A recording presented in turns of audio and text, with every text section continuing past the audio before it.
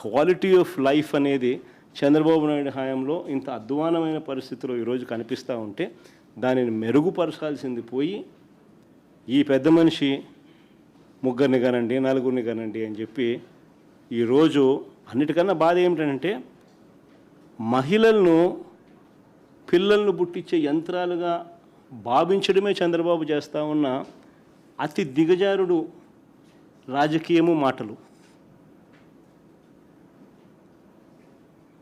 పిల్లలను పుట్టించే యంత్రాలుగా మహిళలను మాత్రమే ఆయన పరిగణలోకి తీసుకుంటా ఉన్నాడు. కాదు, మహిళలు బాగుంటేనే కుటుంబాలు బాగుంటాయి. మహిళలు సంతోషంగా ఉంటేనే గ్రామీణ ఆర్థిక వ్యవస్థ నిలబడుతుంది, రాష్ట్ర ఆర్థిక వ్యవస్థ నిలబడుతుంది. కుటుంబాలు బాగుండాలని అంటే మహిళలు బాగుండాలి, వారి చిరునవ్వుతో ఉంటేనే కుటుంబాలు బాగుంటాయి. చంద్రబాబు నాయుడు గారు మాత్రం మహిళలను కేవలం పిల్లలను పుట్టించే యంత్రాలుగా మాత్రమే చూడడం అంటే ఇంతకన్నా దారుణమైన పరిస్థితి బహుశా రాష్ట్రంలో ఎప్పుడూ ఉండదు.